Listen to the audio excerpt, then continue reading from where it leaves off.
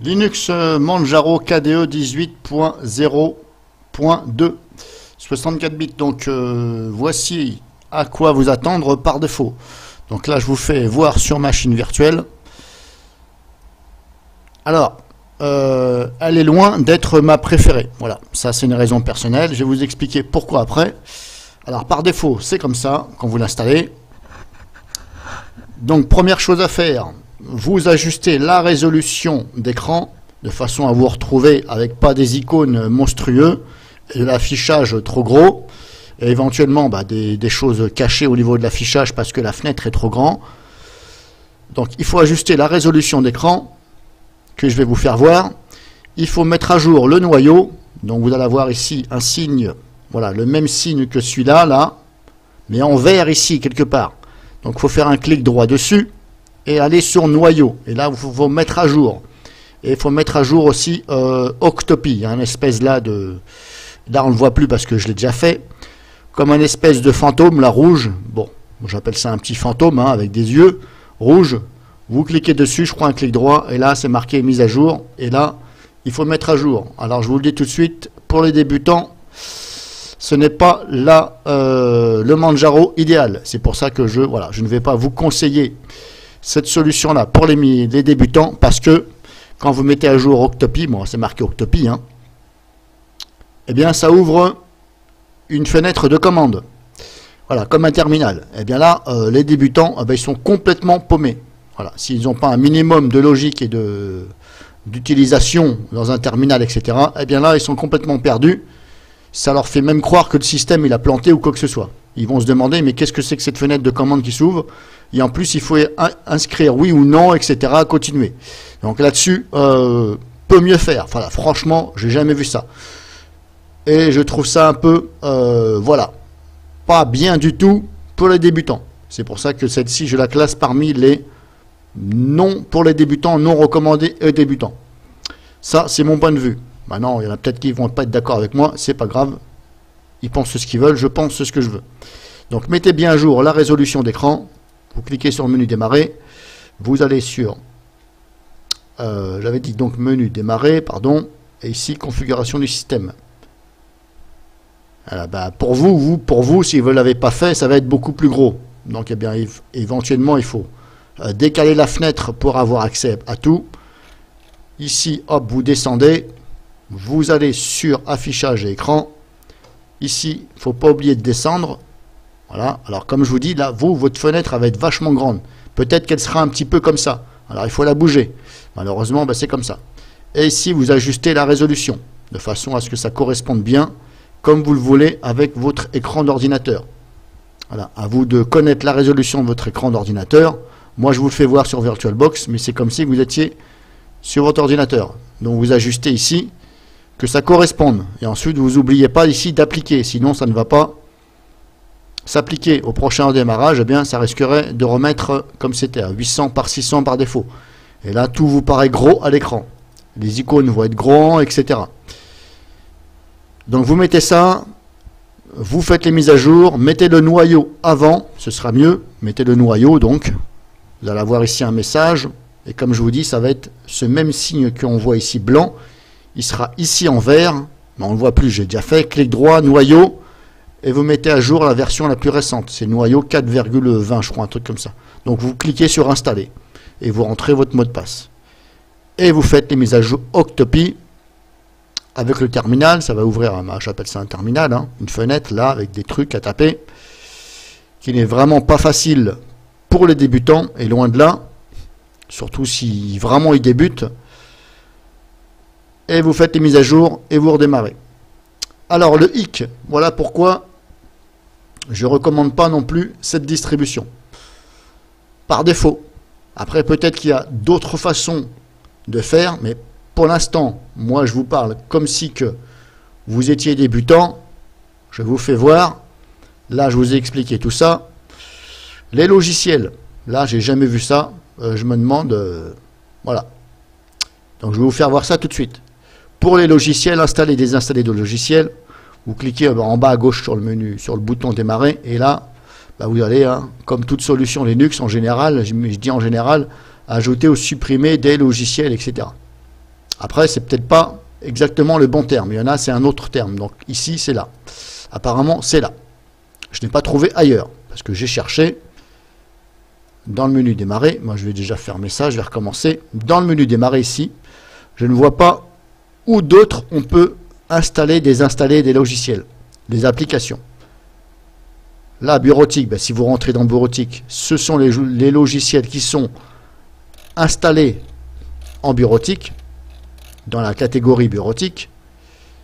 Donc pour revenir en arrière, ben, vous cliquez ici sur application, mais vous avez vu à chaque fois que vous voulez rentrer dans un onglet, l'onglet configuration, vous avez vu, je mets la flèche de souris, mais ça ne rentre pas dedans automatiquement, ça ne se développe pas automatiquement, c'est à moi de cliquer dessus. Donc là-dessus, moi j'aime pas, voilà. Moi j'aime pas, et je préfère que quand je mets la flèche de souris, ça développe, voilà. Un peu comme Windows 10 ou les autres solutions à Linux, certaines. Donc là, pour mettre à jour les applications, si je vais dans Système, j'ai ça, voilà. Fichier les journaux, c'est pas ça. Ajouter ou supprimer des logiciels, bah, pour l'instant, je vois que ça. Et je ne vois pas où c'est d'autres. J'ai cherché, je n'ai pas vu. Alors, je clique dessus, je me comporte comme un utilisateur simple. Hein. Je vous fais voir comme si c'était un utilisateur simple. Et là, la personne va se retrouver devant ça. Et là, elle va se dire, what? Qu'est-ce que c'est? Ai-je bien cliqué? Alors, elle va se dire, merde, je me suis trompé, qu'est-ce que c'est que ça? Je comprends rien là-dedans. Et franchement, moi non plus, je ne comprends absolument rien. Rien de rien. Si je regarde par rapport aux autres distributions de Linux, on a les onglets détaillés. Audio, vidéo, on a des images, bureautique, etc. Là, vous avez ça devant le nez. Et quand je dis ça, regardez un peu tout ce que vous avez. Franchement, je ne sais pas si c'est réellement là qu'on installe ou on désinstalle des logiciels, mais là, ça me fait peur. Comment voulez-vous que la personne qui débute, elle s'y retrouve? Il n'y a rien qui est fait pour que la personne soit aisée à installer, trouver son logiciel, etc. Moi, pour l'instant, voilà la raison pour laquelle je vous dis que je ne recommande pas cette distribution pour les débutants. Voilà, c'est plus pour ça, il y a un petit peu pour le reste. Voilà. Mais là, franchement, je n'ai jamais vu ça. Alors, si à chaque fois, il faut se taper ici à écrire le nom du logiciel, à raison que vous ne faites pas une faute d'orthographe, ou vraiment ça trouve ou ça trouve pas, parce que vous avez oublié de mettre une majuscule, ou alors vous ne l'avez pas mise, etc. Vous avez mis un espace, il ne fallait pas mettre d'espace, etc. S'il faut faire comme ça, eh bien là, vous n'êtes pas couché, comme on dit. Donc là, je ne vois pas comment on fait pour installer des logiciels. Alors, j'ai essayé comme ça. Je me suis dit, bah tiens, je vais trouver. Alors, je vais essayer de taper le nom d'un logiciel qui est connu. On va prendre Shotcut, par exemple. C'est un exemple. Hein. Un logiciel de montage vidéo, édition audio. Je me dis, tiens, je vais mettre Shotcut. Et là, je vois Shotcut. Il y est bien.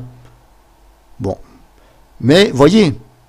Alors après, je me dis, mais comment on l'installe? Alors, j'essaie de chercher. Bah, voilà, bon, moi, maintenant, je suis un peu habitué. Mais pour quelqu'un qui est simple, il se dit, qu'est-ce que je fais là?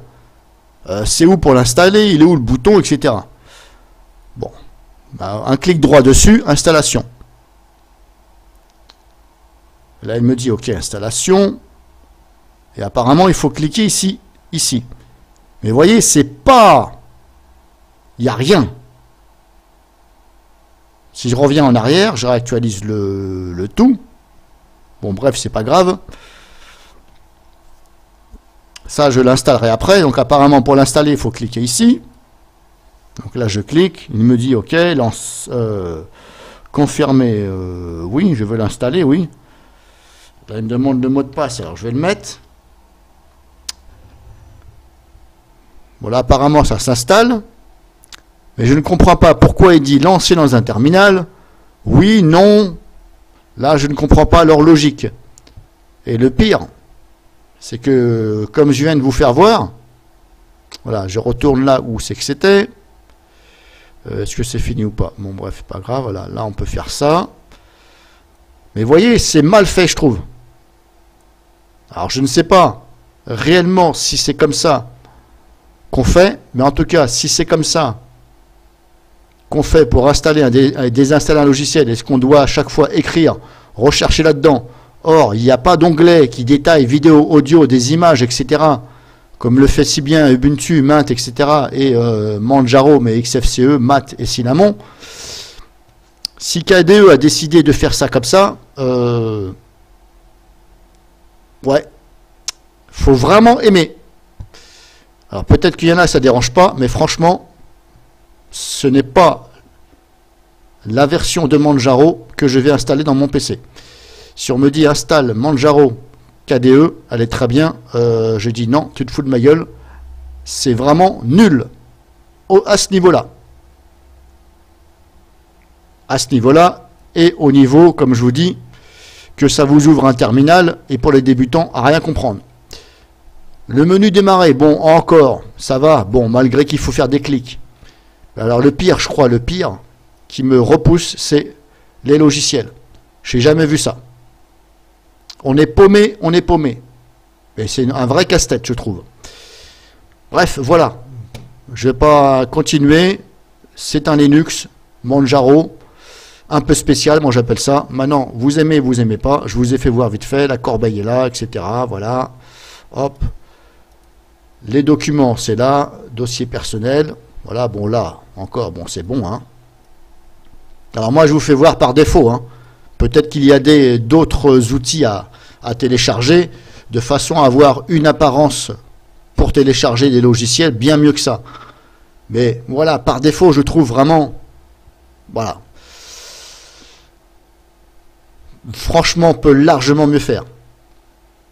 Parce que moi-même, je vois ça, je me dis, qu'est-ce que c'est que ça? Et franchement, je la désinstalle. Et c'est ce que je vais faire de toute façon. Bon, je vous ai montré comme ça, grossièrement. Après, je ne vais pas tout vous montrer, hein, parce que voilà, en haut, vous avez ça. Un clic droit sur le bureau, ça vous donne ça. Par exemple.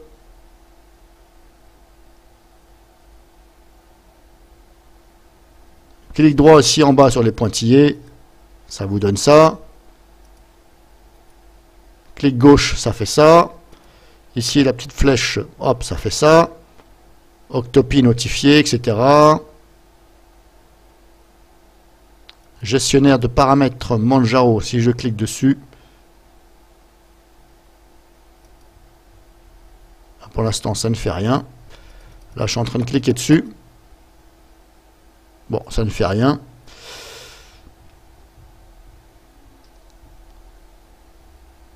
Ordinateur, on a ça.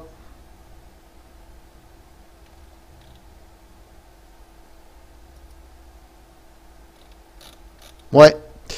Il faut aimer. Moi, je n'aime pas du tout. Franchement, je préfère mon Linux Manjaro, XFCE, ou Mat, ou Cinnamon. Mais là, KDE, non, j'aime pas du tout. Après, peut-être que vous, ça va vous plaire. Moi, je fais que vous montrer. Ça, c'est moi qui ai créé un raccourci sur le bureau. Voilà, j'ai fait une tentative. Tout simplement ici, hein, hop, vous allez ici dans les applications. Admettons par exemple, je sais pas moi, vous faites graphisme, hein. Là vous voulez faire un raccourci de ça par exemple, sur le bureau, clic droit, ajouter au bureau. Voilà, ça vous donne ça. Et après bien entendu, vous pouvez le renommer hein, comme vous voulez. Clic droit dessus, renommer, et vous renommez comme vous voulez. Mais voilà, c'est un peu spécial je trouve. Alors je ne sais pas pourquoi ils ont décidé de faire leur Logitech ici, comme ça. Bon, moi je trouve ça affreux, bref. Mais comme je vous dis, hein, il y a peut-être d'autres trucs à télécharger qui fait que ça met beaucoup mieux. Hein. Comme les autres Manjaro par exemple. Bref, là, voilà, celle-ci. Non, merci. Pour moi, je dis non, merci. Hop, je l'éteins, je vous ai fait voir. Et je la désinstalle parce que je n'aime pas du tout. Je vous ai fait voir comme ça par défaut.